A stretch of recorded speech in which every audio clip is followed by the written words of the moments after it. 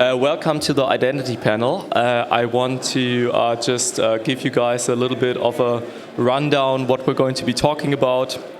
I'm Julian, one of the co-founders of Fractal. Fractal is an identity company that has been around for quite some time. 2018, we have 1 million users, have been always focused on the onboarding flow, and have recently announced that we will be able to really decentralize the KYC data and processes together with, among others, Gnosis Pay. Yeah, so let's dive right in. We have Marcos here, has a very unusual background, I find, in the crypto space, which is surprising enough. You have been with Taya, formerly known as SaltPay, raised, I think it was like a meager 900 million to... 1.4 billion. Oh, okay. To bring payment systems into the market. I really want to understand better, why did you switch to crypto? What did you see in crypto? We have Luke here, very different angle from the technical side. So building decentralized database technology, and we'll dive in later what that specifically means. Sebastian is with Polygon ID. I would say the lighthouse project when it comes to identity in Web3, really kind of like after the first wave of Uport, Sovereign, Civic, kind of like picking up where we've been doing a lot of talking and maybe a little bit too little doing. And I want to understand, like you've probably talked to most of the identity projects out there, where do you see things going? But I also want you guys to have the chance to introduce yourself, so I will just pass it over to you. Thank you, Julian. Thank you, guys. Thank you for your time. Yeah, very new to the crypto industry. I would say only a year now, but at the same time, been in payments for 15 years. Helped to grow businesses in payments in 33 countries, and yeah, and trying to bring that experience actually into crypto. I think a very great comment Luke just made before we start this panel is there is no need for additional regulation. There is a need for understanding, well, what has been created back in the days, and how can we basically utilize it on the benefit of protecting users, consumers, customers, and I think that's one of our missions. Hi everyone, my name is Luke. I manage all the operations for Kwil. So Kwil is a decentralized SQL database, and where that's useful is for decentralized applications that have data that live outside the chain. So normally you might have your on-chain assets or smart contracts, and then you have other data for the application that sits in a centralized database. We first take that data that is in the centralized database, decentralize it, and then figure out how do we connect that back on-chain so you can use your on-chain assets to execute updates in the database or permissions on who can access the database. And so it really adds a lot of value to the types of assets that you can create on-chain, as well as the data that you can store and then relate back to that on-chain asset.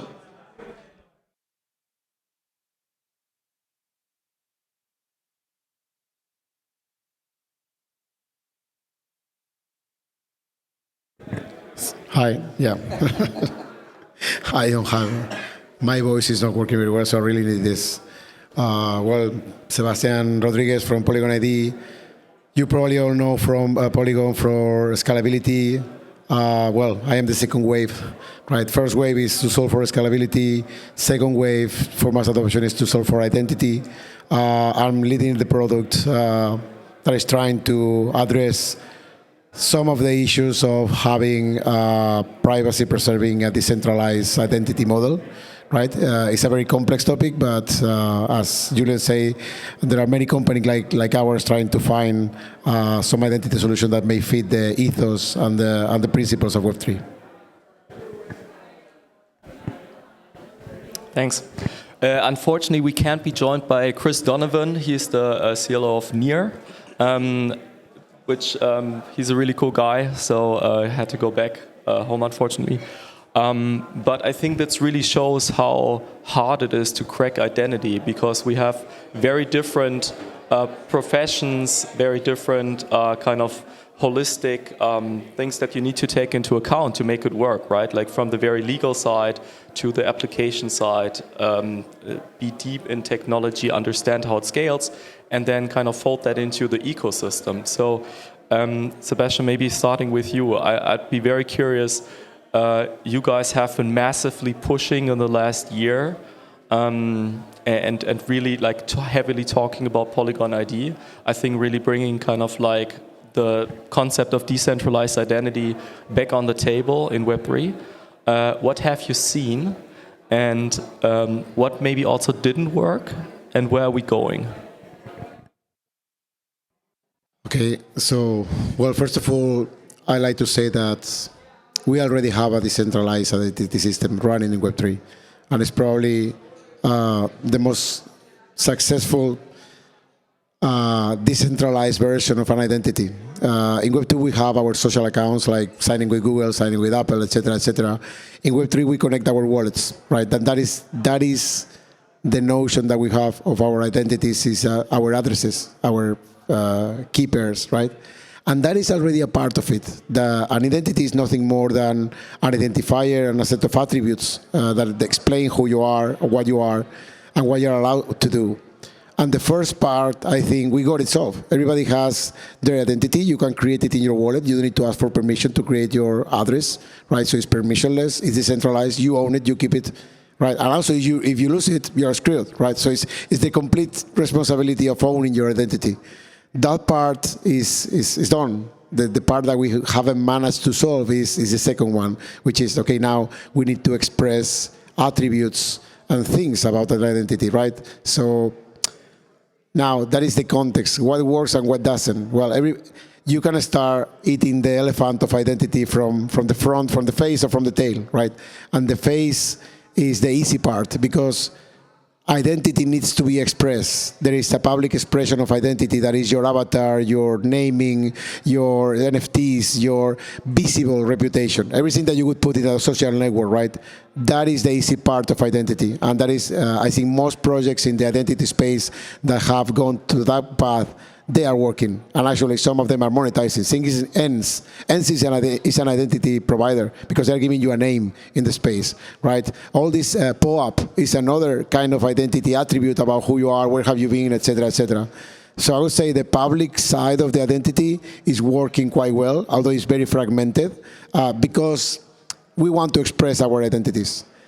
The other side, the tail of the elephant, is the difficult part. And I think in Polygon ID, we started eating the elephant by the tail, by the difficult part. The difficult part of identities is when you are trying to keep private aspects of your identity, or things about your identity that require some level of consent by your side. So you don't want to share that openly. You want to share that selectively when you need to, right? To prove access control, to prove that you are compliant with certain laws, to prove that you have certain attributes or reputation that you want to keep it for yourself, right? And this is the difficult part of identity. And I would say that what it doesn't work so far is, first of all, it's a new paradigm, and there is a lot of education that needs to happen. So small companies have a very hard time doing this, and that's why we in Polygon have some advantage, right? The second thing is it's an ecosystem, because somebody needs to provide the credentials, right, like Fractal. Somebody have to consume the credentials. And you need to convince all these people to use the same standards, the same stacks, the same technology, the same vocabulary. It's a massive overtaking, right? So again, I'm going to be frank, leveraging our brand and our size to convince a lot of people and bring this ecosystem together. It's a massive overtaking, and so far is, I think, the biggest challenge. And last, what hasn't worked so far as well is finding how to monetize identity, right? Let's be clear, identity in Web2 is free, because Google is not offering you an identity to monetize your identity. Is offering you an identity to monetize your data, your behavior, etc., etc., right? We are forbidden to do that in Web3. That's the reason we are here. Therefore, we're also removing that from the options to monetize, and we need to find other ways. And there are hard realities, like people usually don't want to pay for their identity, right? So you need to find a sustainable model for identity that keeps the principles of decentralization, et cetera, that is also quite challenging.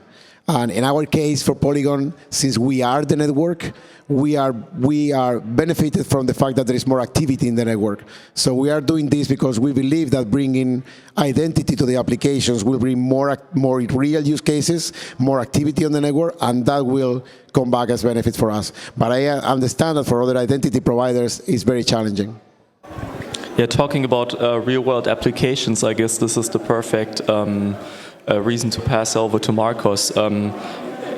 I think that we've solved the onboarding, like the issuance flows, but we haven't solved for the actual kind of data demand, data consumption side, right? And you guys just opted for a complete decentralized KYC process.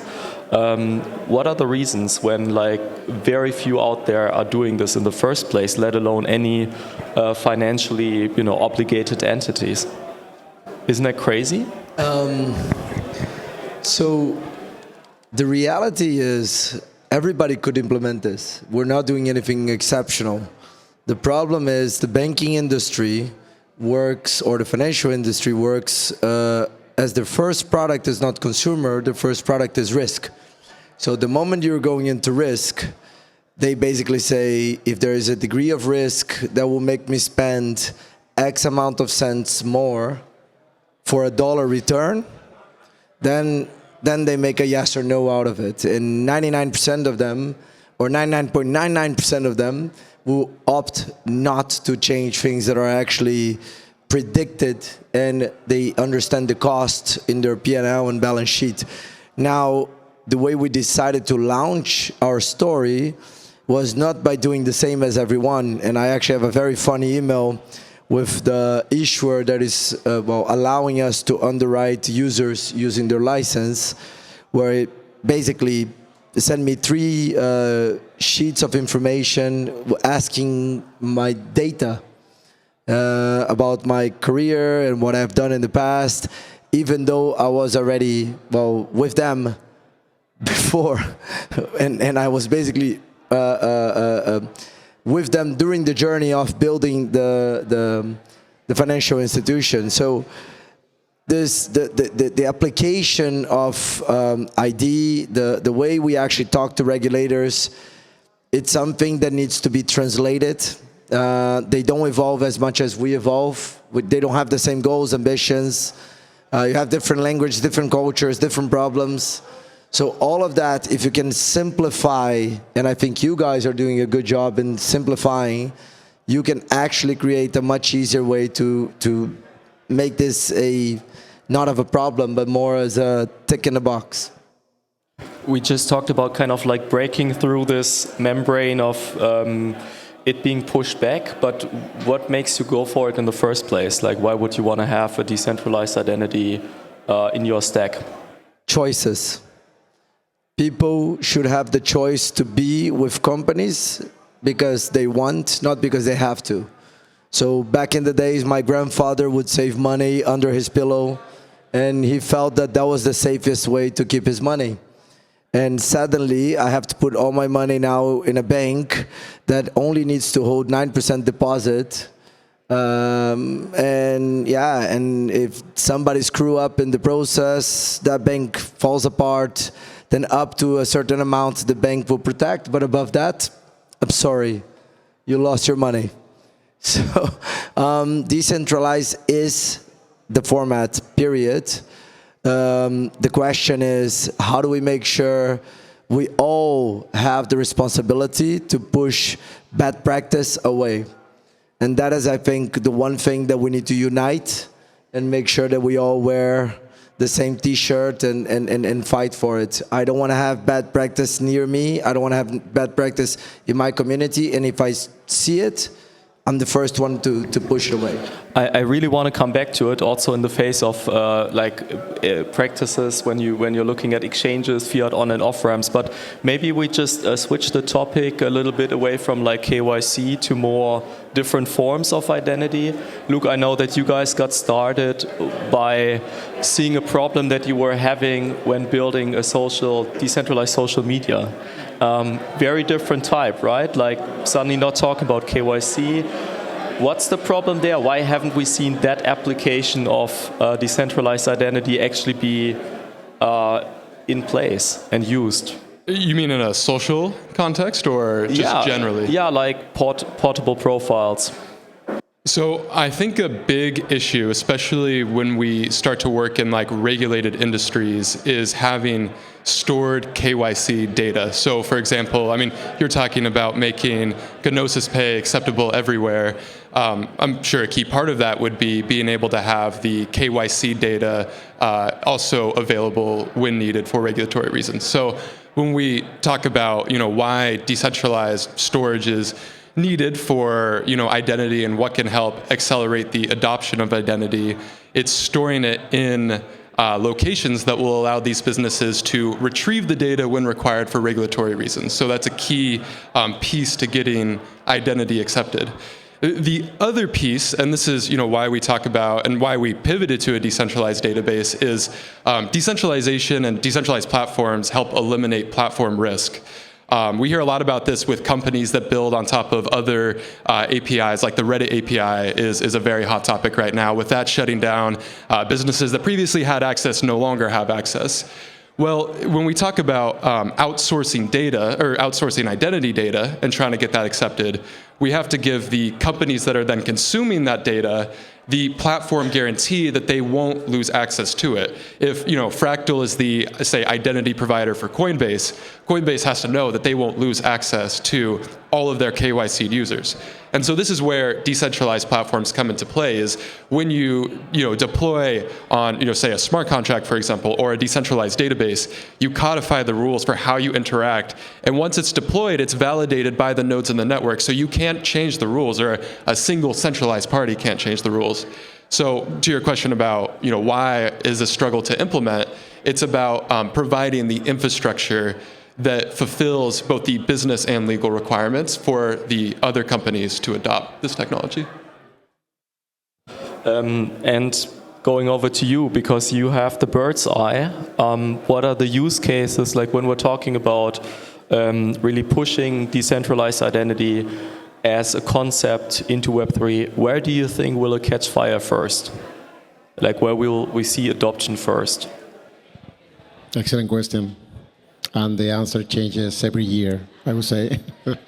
Web3 is a very volatile environment. And you need to read the tea leaves, because there are hundreds of use cases for identity.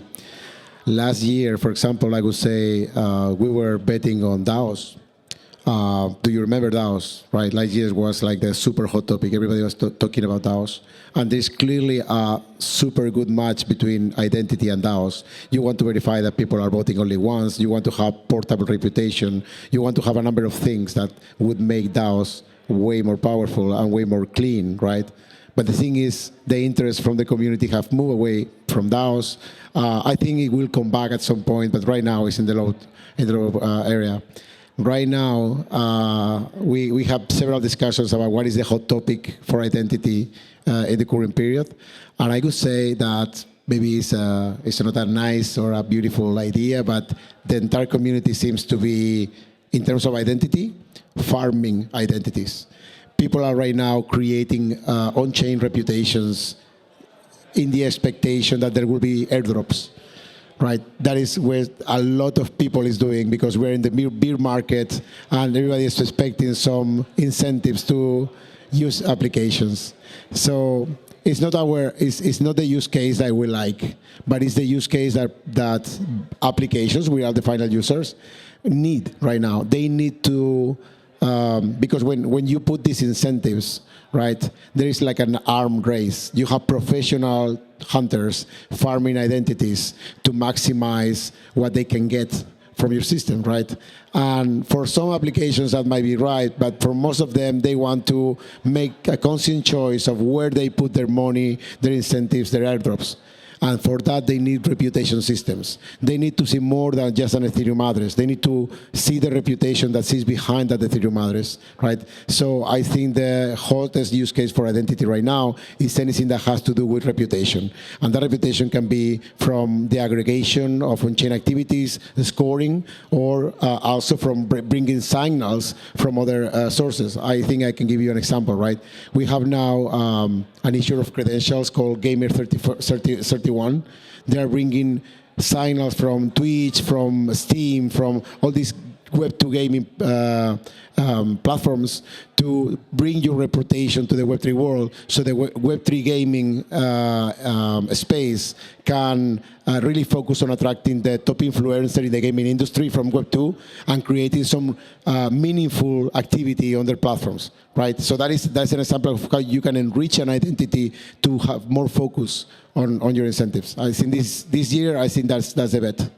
So you think it's going to be this year that we'll see like meaningful adaptation in one of these verticals? I think it's very temporary. I don't think it's sustainable because we are in a very difficult time for most projects, right? I think they are really betting all the farm into getting adoption and numbers, right, that can justify the next round of investments. And then there is a lot of prioritization to user acquisition right now. It's a very super hot topic. But these user acquisition efforts, if they don't come with some intelligence about the identities that you are targeting, right, it can be not very effective. I'm curious also maybe to include you guys and a question to you as well. Like, when do you think will we switch? When will the equilibrium change towards as a Web3 builder, it being the default to like not build with a legacy stack, but with DIDs in mind? Is it going to be this year? Is it next year? Or do you think it will take a lot longer? Maybe just quick show of hands. Who thinks it's going to be this year that there is going to be that switch coming on? I hope. And I'm the only one. Oh, there are two more.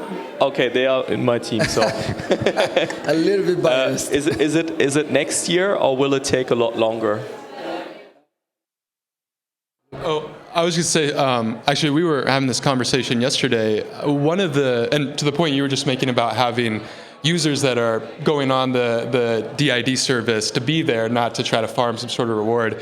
We were talking about how can identity solutions have maybe other services or other value that they deliver to their users that get them to authenticate and onboard with the solution. So we were talking about like sign in with Google is very popular because everybody has a Google account, and if that option is there to log in, you can always authenticate with that website. So what are other, and this is, I don't know the answer to this, but what are other services or offerings that we can add to DIDs, maybe it's payments, for example, to make them more valuable, that somebody comes on and authenticates, and then now it's, for the service that it is there, but then they see the sign in with Fractal in other locations, or sign in with Polygon ID, or whatever the ID service is. May I say something? We, in Polygon ID, and maybe I shouldn't say this, but we are kind of giving up on the authentication battle. The authentication battle is lost. People will connect their wallets. That is what it will do. Having 10,000 login buttons doesn't make sense. What we need to provide is the signing with Google without Google in the middle. That's it. But the authentication is already being decided by the community. They want to connect their wallet, that's it. It's not a good decision. I want to make it clear, right? You are linking your identity to a single pair of keys. Good luck if you want to rotate these keys. So it's not the best decision, but the community already have made a decision. We have been trying to educate, and I think we are not alone in this, to say decentralized identities are much better. You can rotate keys, you have more privacy, etc., but that is the status of the Web3, right? You connect your wallet, and then you expect that is it. Let me bring maybe another angle of adoption that I have experienced in the past years. So contactless payments was created in 2011. Contactless payments was widely adopted worldwide only after COVID. And the funny thing was, and then you had in China, pay with QR codes, and you have many ways to actually avoid card insertion. Like US, you had the Mag Stripe, very much adopted. Now, another example, maybe that's a good bridge to the US Mag Stripe liability shift that came from, well, Europe was implementing chip and PIN 2007. US forced 2015. Technology created and adopted in Brazil 2001. So, and it is the best technology, let's say the most secure technology for interoperability payments. What I'm trying to say is the technology being out there and the adoption, there's two different timings, and it's always associated to a business case. What's the business problem that is going to make people switch from point one to point two? So if I go back to your question, do I think it's going to be adopted this year? No. Do I think it's going to be adopted next year? No. Do I think it's going to be adopted in the next 5 years? I don't know.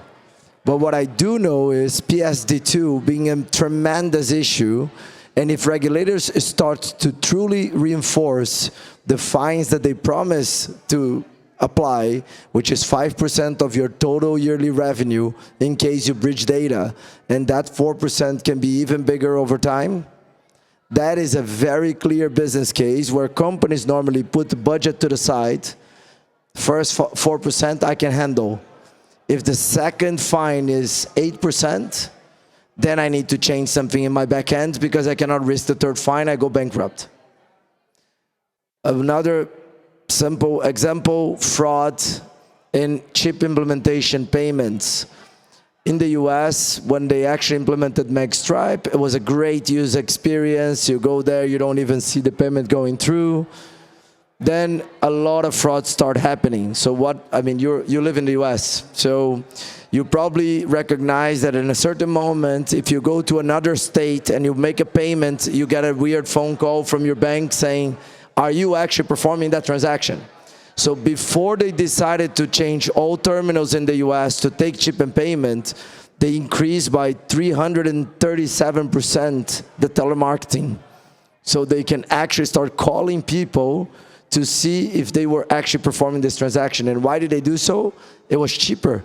It was a $5 billion problem to change all terminals than actually hiring more people in India or other English-speaking countries to support identifying if people were going to different locations. So if you do not consider the business side of things, technology is already there. Gnosis Pay, nothing new. We will talk about it as something amazing, but what we actually truly did amazing was to ensure everyone in the fiat world understand crypto, it is the most efficient, best cost perspective and scalable technology to talk with 2030 technologies. This phone is a 2030 technology. The back end of payments is from 1967, mainframe, base 24, COBOL language that we still use today in the 92 largest banks in the world, with the #1 bank spending almost $900 million in maintenance for this system to be operational.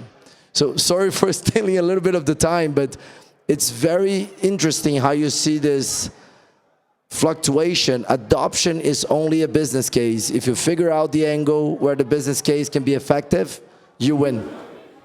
And I mean, you've been talking a little bit about like the push reasons, right? Like our CPO says, the fear of God in people's eyes when there is the law or a court order potentially rolling in. But there are also pull reasons, like the entrepreneur in me, when I saw the stack and I really understood what you guys are building there, funny enough, also on a layer 2 that's run on Polygon, I realized like, you could just start a whole fintech without having a license, and it's free. You know, you kind of like decouple the bank, and you take components like KYC, like the deposit, like fiat on and off ramp, like the credit card, and as a builder, you're allowed to just like build this into your app, and it's not even free, but it allows you to start right now Europe-wide. So I think two things that I've noticed in 1 year investigating the crypto world. Number one, amazing technology. You guys have managed to build everything that the fiat world lacks. Much better, way more scalable, way more beautiful. But you trade it extremely bad. So when you think about the use cases of trading relationship between the parties, and I'm not talking about the crypto community, but I'm talking from the crypto community to the rest of the world, the agreements, they are not fulfilling actually a business problem that they are suffering from. It's simply resolving a problem they are suffering from, but they don't really understand that that is costing them a scalability. The second thing I've noticed is we need to create a mechanism to make the crypto world, or let me call it the blockchain world, to be the next serving businesses of societies and communities by helping them to, well, create your profitable entities so you can actually generate that new job, you can actually contribute to certain communities or countries in a way that you can actually be accepted, participate, and grow.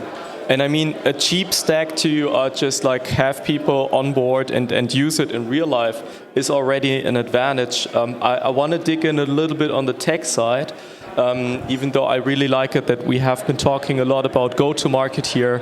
But another big problem that I'm seeing is social media portability, or the lack thereof, right? Like we've just been seeing that with Twitter and Threads now coming on. Are we ready though, from a tech perspective, to scale this beyond just like the KYC use cases? I think to scaling towards adoption, one area, especially if you have maybe identity that's living in different chains, or the authentication for the identity living in different chains, is making sure that you have the operability to work across platforms. I mean, hopefully this will all converge around a standard or some sort of way that, you know, the data is easily consumable by multiple parties. And then when that happens, then you can have the wider adoption that I think we are looking for with DIDs.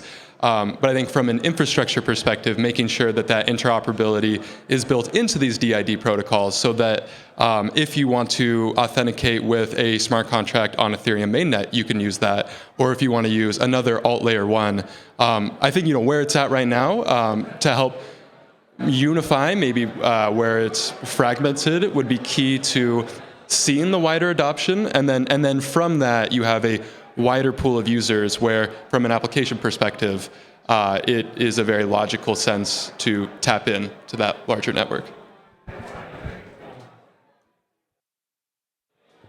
I think the Twitter case, sorry, my voice is not very good today, but the Twitter case is, we have our own version of the Twitter drama in Web3. A lot of, in identity, we speak a lot about proof of humanity, right? Protecting about bots, civil attacks, right? Trying to prevent them. Again, reality is that was doable 2 years ago, 3 years ago, right? The reason why it's not implemented is because there are also incentives not to implement it, right? Twitter has clear incentives not to clean the bots, right? Because the bots also count to the numbers of the sponsors, right? So that said, I think the bigger driver for that, for the bringing identities to the Web3 world is not going to come from these social networks. It's going to come from the content authenticity, right? People will stop trusting the content, and they will seek to trust the source. So everybody will have to become a reliable source. Everybody will have to display some proof of reputation, right? Otherwise, you won't be able to believe absolutely anything that you see in pictures, videos, even live video calls. You don't know what you're looking at, right? There is actually a new alliance. It's called the Content Authenticity Alliance. I really like it because it's not only an effort to solve that. they are already talking about decentralized identities as a part of the solution. But when you see who is working on the alliance, you see people like Nikon, Canon, Adobe, they really understand that that even a camera, a microphone will have an identity. So this device will have an identity, right? So you can trace the entire digital supply chain from the source until the very end, and you can tag every change and modification, right? That is what they are proposing, and I think that is talking about your business cases. I think there is a very strong business case for decentralized identities. But I think we are probably a couple of years before we can take all these actors and put them together in the supply chain. Another very good example of something that you just touched based on, we haven't talked about it, kind of like a whole new topic we could discuss. I want to also open up to the audience if you guys have any questions. Maybe to summarize our conversation a little bit already, we've been talking about how to solve for the go-to-market, and I think we need to have a next panel about, once we've done that, how to monetize it, because we haven't figured that out for sure. That I have some opinions. Yeah, I would have loved to understand the monetization, but more fundamentally, where do you get the data from to prove that this person is a human? Do you go to the government registries, or where is that coming from? And before putting it on chain, obviously. I think that's a question for Fractal. You can have one of these orbs in front of your eye. That's one way. Another way is to just switch out your phone and unlock it, which is a lot easier, and people happen to have a phone and not an orb with you. Those methods are good enough. Like, there are 200K bug bounties on like having to fool or being able to fool the system. But Sebastian was mentioning something that is actually much more of a problem, which is that people sell their account. And then you can have all the best authentication technology. If people sell their private key, then you are completely authenticated, but it happens to not be you. There was an interesting question yesterday. For the India identity system, they have a PDF signed by the government, right? You can turn that into verified credential. You can turn that into all kinds of things. And the question from the audience was, what happens with dead people? And suddenly everyone were like, wow, yeah, because if I can use my identity to get benefits on chain or things like that, suddenly you have a marketplace for dead people's credentials. Like, what are the first Web 2 entities that you think are going to adopt? What are the first Web 2 or non-Web 3 entities do you think that will adopt digital identities and look for them? Well, I can give a perspective being from that world before. What matters to, like I said, is the risk degree adoption. The way we talk, we interact a lot. Julian and I have a very strong opinion in what does it mean to actually validate someone, and how we should validate someone, and how can we make use of technology to basically prove that you live in the address that you say that you live. Regulators, they do not care the how so much, even though they will analyze the how. What they care is the what. So that you can basically say, this person is real, this address is legit, this person does not operate in illegal activities. So the more you can communicate that Web3 can resolve this problem, anyone in Web2 or, let's say, traditional finance is interested. In fact, in my previous life in Solpay, Theia, it was a $700,000 problem yearly.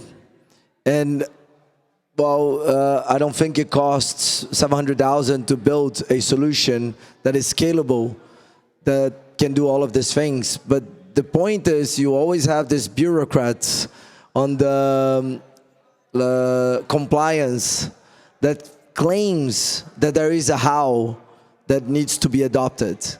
And finding people that are willing to fight against their own bureaucracy, which was one of my daily fights in the business, and also outside, so it's an inside fight and an outside fight, is rare. So I would expect fintechs to be the first ones, and I would expect games to follow after fintechs are successfully proving on court cases that they actually did everything they were supposed to.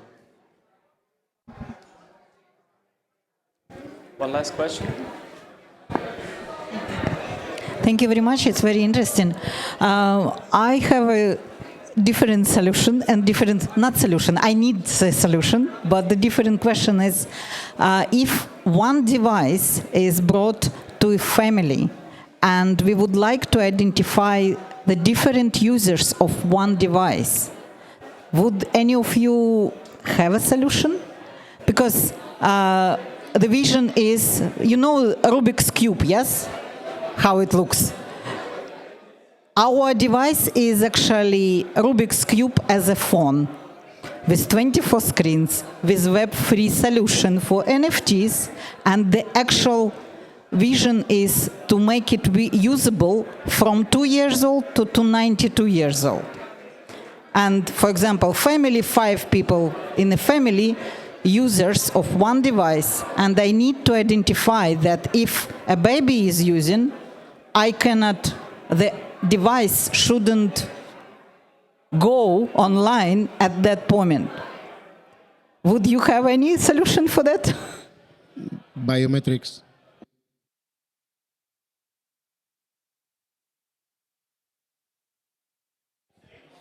Biometrics.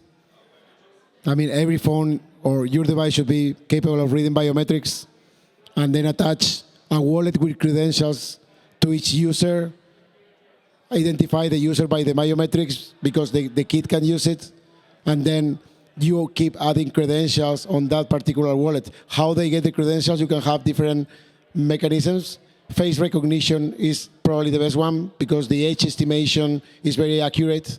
So on the onboarding, use biometrics, scan the face, estimate age, put it in the wallet, and then you can add other signers later. Folks, thanks so much for spending the time here with us. That was really insightful. We'll be around here if you have any questions. Thanks for coming by.